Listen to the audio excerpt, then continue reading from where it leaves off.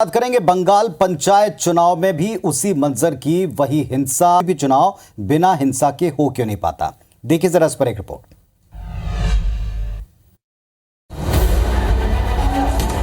बंगाल में पंचायत चुनाव इस बार हिंसा के चलते सुर्खियों में रहे। बीती रात साउथ 24 परगना के 2 इलाकों में हिंसा की घटनाएं हुई। इनमें 3 लोग मारे गए और एसपी भी घायल हो गए।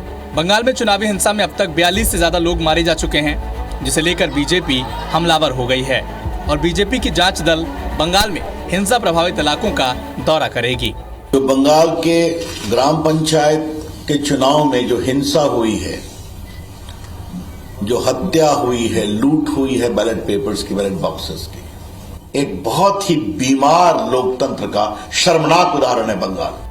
इधर जब बीजेपी ने हिंसा को लेकर टीएमसी को घेरा तो टीएमसी ने सवाल किया कि जब हिंसा हो रही थी तो केंद्रीय बल कहां थे। इसका जवाब गृह मंत्रालय ने दिया और कहा कि जिन बूथों पर सीएपीएफ तैनात की गई थी वहां कोई हिंसा नहीं हुई है।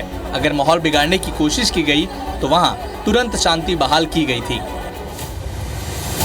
तो बंगाल में होने वाली चुनावी वक्त की हिंसा, काउंटिंग के वक्त की हिंसा लगातार सुर्खियों में रहती है। चलिए इस पूरे मसले के पीछे क्या बिंदु हैं, क्या वजह है, इसको डिकोड करते हैं। मणिपुर में पिछले 2 महीने से जारी हिंसा पर पूरा विपक्ष हमलावर है। मणिपुर में बीजेपी की सरकार है और वहां कानून व्यवस्था की स्थिति बताकर के विपक्ष लगातार बीजेपी को घेरने की कोशिश कर रहा है। मौका बीजेपी के पास अब आ गया, जहां एक तरफ बंगाल में टीएमसी की सरकार है और पंचायत चुनाव में 40 से अधिक मौत के बाद बीजेपी अब कानून व्यवस्था पर टीएमसी को घेर रही है, एक आईना दिखा रही है और इसे बीमार लोकतंत्र वाला राज्य बता रही है। पश्चिम बंगाल वो राज्य जहां बीजेपी को सरकार बनाने की संभावना दिखती रही है, लेकिन पिछले विधानसभा चुनाव में बीजेपी के पूरे जोर और पूरी की पूरी फौज के बावजूद टीएमसी के किले को बीजेपी भेद नहीं पाई। वहां बढ़त तो बना पाई, लेकिन इतनी नहीं कि सरकार बना ली। पीएम मोदी से लेकर अमित शाह सबने बंगाल में ताबड़तोड़ रैलियां की, लेकिन बंगाल में टीएमसी की सरकार बनने से रोक ना पाई।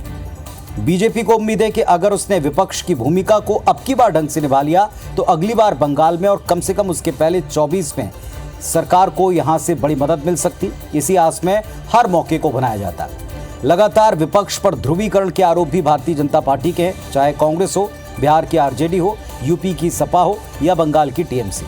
बीजेपी इन दलों को सदैव अल्पसंख्यकों का हितैषी बताकर बहुसंख्यक समाज से इनको दूर करने का प्रयास करती है और अब की बार की हिंसा को भी वहां लोकल स्तर पर यही रंग देने की कोशिश की गई।